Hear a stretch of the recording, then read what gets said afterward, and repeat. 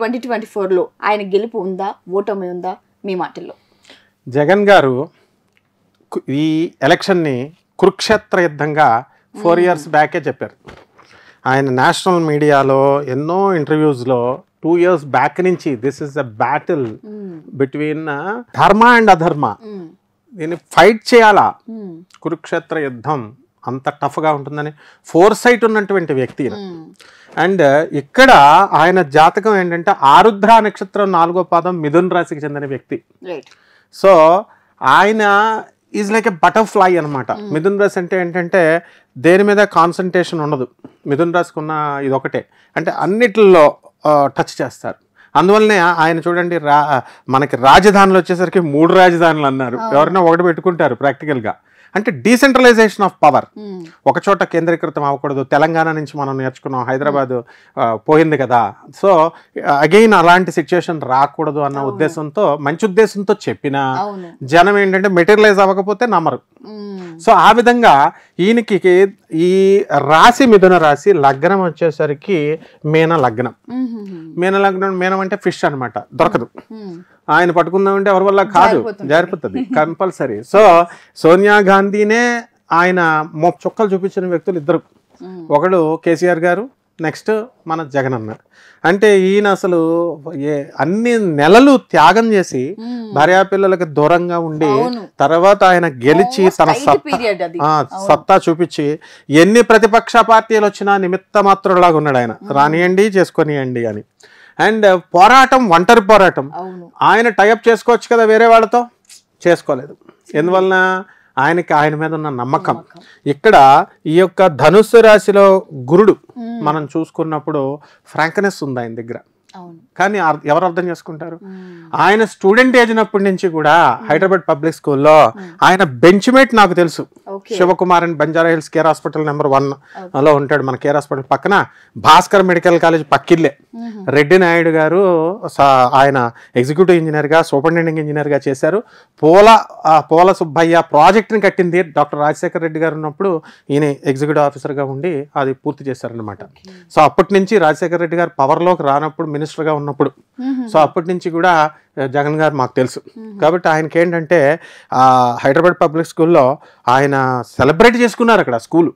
ఎవరండి ఈ కాలంలో స్కూల్ చదువుకున్న తర్వాత ఒక సీఎం అయిన తర్వాత ఎవరు వచ్చి మళ్ళీ వెనక్కి తీసుకు స్కూల్లో సెలబ్రేట్ చేసుకుంటారు, హోదాలో ఉండి. And Hyderabad every student, every school teacher, they felt very happy after winning this prestigious election. And next ఏంటంటే ఆయన బట్లర్ ఇంగ్లీష్ అంటాం చూడు, అట్లా ఉండదు ఆయన ఇంగ్లీష్ చూడు. అండ్ ఫారినర్స్ కూడా భయపడతారనమాట ఆయన ఇంగ్లీష్ కి చూసి. కానీ కొంతమంది ఈ నెటిజన్స్ ఎగతాళి చేసిన వీడియోస్ పెడుతూ ఉంటారు, వాళ్ళకి రాలేదని అసూయతో చేస్తారు. ఇప్పుడు లార్డ్ కృష్ణానే మా అపనిందలు వేస్తారు జనం. చంద్రబాబు నాయుడు గారి మీద వేయలేదా, లోకేష్ గారి మీద వేయలేదా, ఈయన మీద వేయలేదా? ఆయన ఏంటంటే ఒక పాలసీ పెట్టుకుంటాడు, ఒక చీఫ్ మినిస్టర్ అనే వ్యక్తి. ఏంటంటే స్ట్రాటజీ. నేను హైదరాబాద్ పబ్లిక్ స్కూల్లో చదువుకున్నాను, నేను కాంపిటేటివ్ ఎగ్జామ్స్లోకి వెళ్ళాను. కాంపిటేటివ్ స్పిరిట్ తన తోటి ఫ్రెండ్స్ని చూశాడు. చూసినప్పుడు అక్కడ వాళ్ళు ఇంగ్లీష్ హ్యాండిక్యాప్డ్గా ఉంది. బ్రిటిషర్స్ ఆనాడు ఇంగ్లీష్ మీడియంలో పెట్టేశారని చంద్రబాబు నాయుడు గారు అనేక సందర్భాల్లో అన్నారు.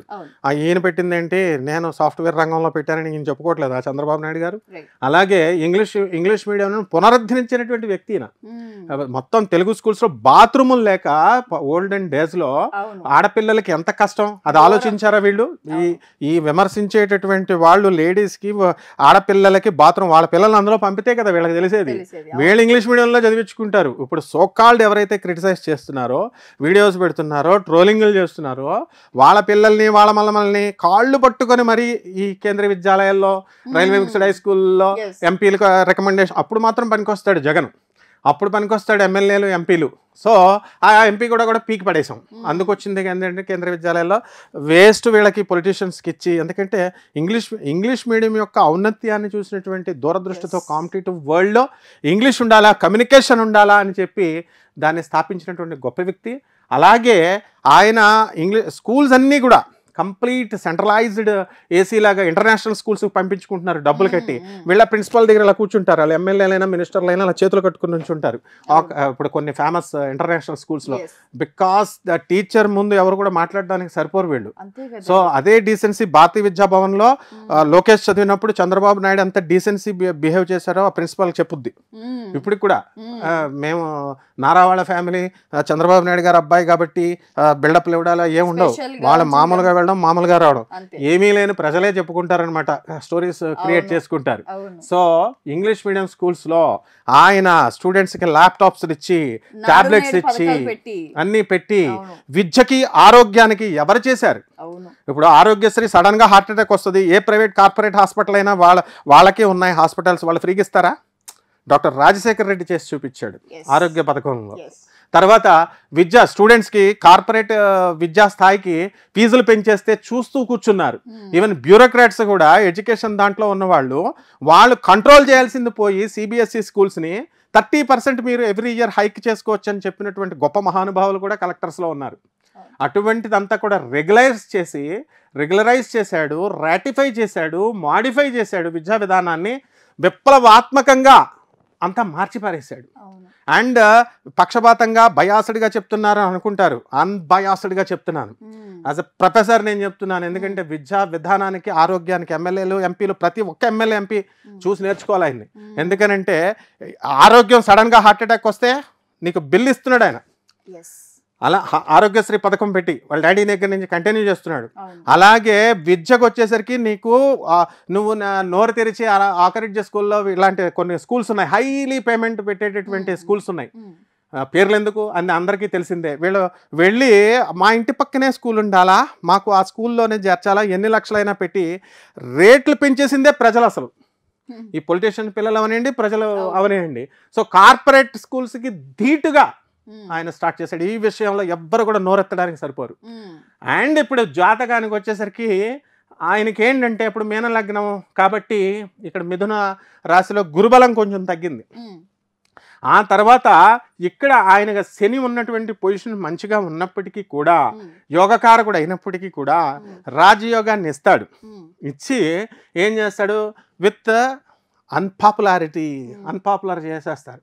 ఆయన మొత్తం డబ్బులు తెచ్చాడండి, అప్పులు చేసి ఎక్కడి నుంచో పంచుతున్నాడు ప్రజలకి. మళ్ళీ వీళ్ళే తీసేసుకుంటారు. మేము ఇమ్మని చెప్పామా, మేము ఇమ్మన్నామా అంటున్నారు. తీసుకోకూడదు నువ్వు. ఆ తర్వాత డిస్ట్రిబ్యూట్ చేస్తున్నారు అంటున్నారు.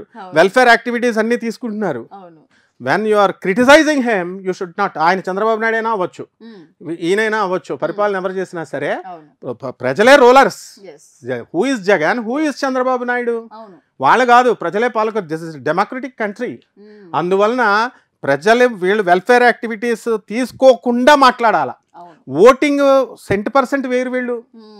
ఇప్పుడు చూద్దాం పోనీ, ఇప్పుడు మన వీడియో చూసిన తర్వాత వాళ్ళల్లో పరివర్తన వచ్చేసి ఎంతమంది రిఫార్మ్ అయిపోయి వెళ్ళి ఓట్లు ఫుల్ 100% వస్తుందేమో ఎలక్షన్ కమిషన్ చూద్దాం మనం.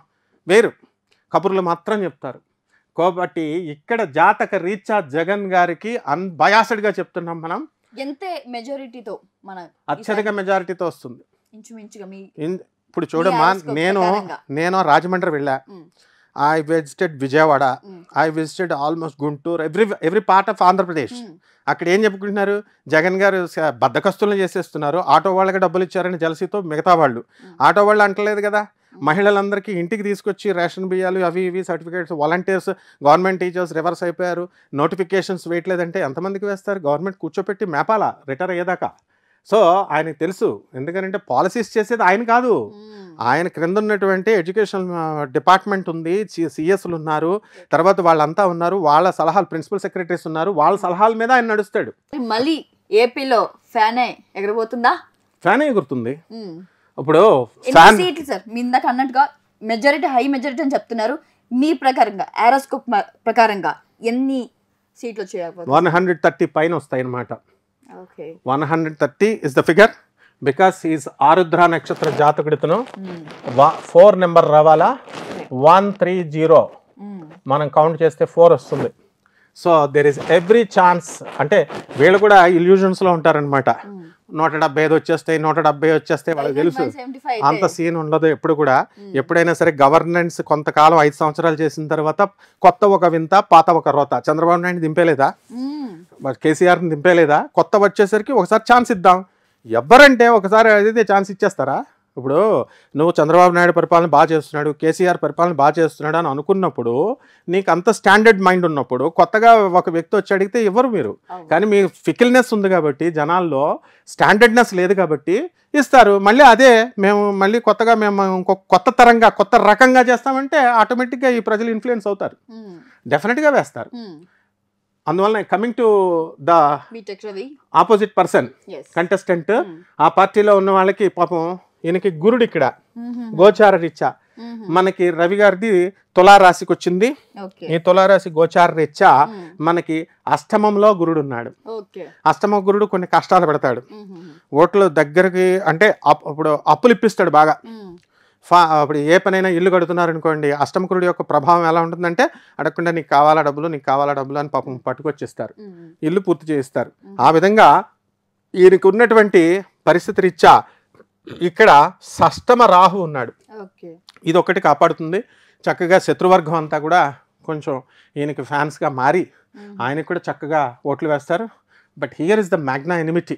ఇప్పుడు అవతల వైపు కంటెస్ట్ చేసేటటువంటి వ్యక్తి ఒక మ్యాగ్నా ఎనిమిటీ అయినప్పుడు, ఇందిరాగాంధీ పైన పోటీ అంటే అందరూ హడిలిపోయేవారు. ఆ తర్వాత ఒకానొక సందర్భంలో ఓడిపోయింది ఇందిరాగాంధీ. అలా ఉంటాయి. కానీ ఇక్కడ మ్యాగ్నా ఎనిమిటీస్తో ఎక్కువ రేషియో ఏంటంటే డెఫినెట్గా మ్యాగ్నా ఎనిమిటీస్ విన్ అవ్వడానికి అవకాశాలు ఉంటాయన్నమాట. సో ఇన్ దిస్ వే ఇంకా ఆయనకు కూడా అధికార యోగాలు ఉన్నాయి. అండ్ వారు కూడా అనేకమైన పదవులు ఫ్యూచర్లో చేయడానికి బీటెక్ రవి గారికి కూడా అవకాశాలు ఉన్నాయి. కానీ బట్ ఇన్ దిస్ టైం అంటే మెజారిటీ డెఫినెట్గా రావడానికి అవకాశాలు ఉంటాయి. అండ్ నేషనల్ మీడియా చెప్తుంది, డిఫరెంట్ సర్వేస్ చెప్తున్నాయి. అండ్ చంద్రబాబు నాయుడు గారు వస్తాయని కొన్ని మీడియాలు చెప్తున్నాయి. ప్రజలు, నేను అదే ఇందాక నేను మిస్ అయిన పాయింట్, రాజమండ్రి, గుంటూరు, విజయవాడ నేను అన్ని చోట్లకి వెళ్ళినప్పుడు చంద్రబాబు నాయుడు వచ్చేస్తాడండి, మేము వేసేస్తామండి, జగన్ రాకూడదండి, అసలు రానివ్వమండి అని కబుర్లు చెప్తున్నారు వీళ్ళు. అంటే అంత అన్పాపులారిటీ ఉంది పాపం.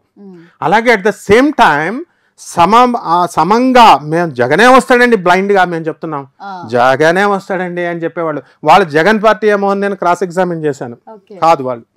సో వీళ్ళు ఏమైనా పోనే వీళ్ళు ఎవరైతే చంద్రబాబు నాయుడు వచ్చేస్తాడండి అనేటటువంటి వాళ్ళు పోనీ చంద్రబాబు నాయుడు గారి యొక్క ఫ్యాన్సా వీళ్ళు అనుకుంటే, చంద్రబాబు నాయుడు గారు అది ఉండదు ఇది ఉండదు. వీళ్ళు ఏంటంటే వేగ్గా చెప్పేయడమే. ప్రజల్లో ఏంటంటే వాళ్ళకి ఇప్పుడు కాఫీ ఇవ్వలేదనుకో, రోజు కాఫీ ఇచ్చే ఇంటికి వెళ్తాం, వాడు ఆ ఒక్కరోజు వాడికి కుదరక కాఫీ ఇవ్వకపోతే ఈ రోజు నాకు కాఫీ ఇవ్వలేదు, వీడు మటన్ వేసి బిర్యానీ పెట్టలే, వేస్ట్ వీడు అని చెప్పేసి ఆ ఒక్కరోజుకే వీళ్ళు చేసేస్తారు. అండ్ జగన్ ఒక మెజిషియన్. జగన్ ఏం చేస్తాడంటే వచ్చాక ఎంత అభివృద్ధి చెందిందండి, కానీ కొన్ని దగ్గర అవ్వలేదంటే ఇప్పుడు సీఎం కాబట్టి అన్ని వైపులు చూడలేడు. ఈ టేక్స్ టైం, ఈ నీడ్స్ టైం. సో ఆ కొంచెం టైం ఇచ్చి మళ్ళీ జనాలు ఇంకో అవకాశం ఇస్తే ఇప్పుడే 60% అయిపోయింది, మిగతా 40% కూడా చేసి ఒక బంగారు తెలంగాణ ఎలా చేశారో బంగారు ఆంధ్ర జరిగిపోతుంది. అసలు ఫౌండేషన్ వేశాడు. ఇప్పుడు ఐఐటీస్ లో కూడా 30% ఇప్పుడు క్యాంపస్ ఇంటర్వ్యూలు లేవు. డౌన్ఫాల్ అనేది, ఫ్లక్చుయేషన్స్ అనేది కామన్. సో ఆంధ్రప్రదేశ్ నుంచి సర్వే చేస్తే ఆంధ్రప్రదేశ్లో బీటెక్ చేసినటువంటి ఏ ఒక్క వ్యక్తికి కూడా ఆంధ్రప్రదేశ్లో జాబ్ రాలేదని కొత్త సర్వేలు వీళ్ళు ఇప్పుడు top 10 colleges, private colleges in Hyderabad అని వీళ్ళకి చెప్పుకుంటారు. అది గవర్నమెంట్ చెప్పేది కాదు, వీళ్ళే ప్రజలే ప్రచారం చేసుకుంటారు. ఆ విధంగా ఉన్నదే తప్ప మామూలుగా డెవలప్మెంట్ అనేది ఏ వ్యక్తి చేతితో చేస్తే ఆగిపోదు, ఏ వ్యక్తి ఆపితే ఆగిపోదు, అది ముందుకు వెళ్తూనే ఉంటుంది. Thank you Guruji. Most welcome.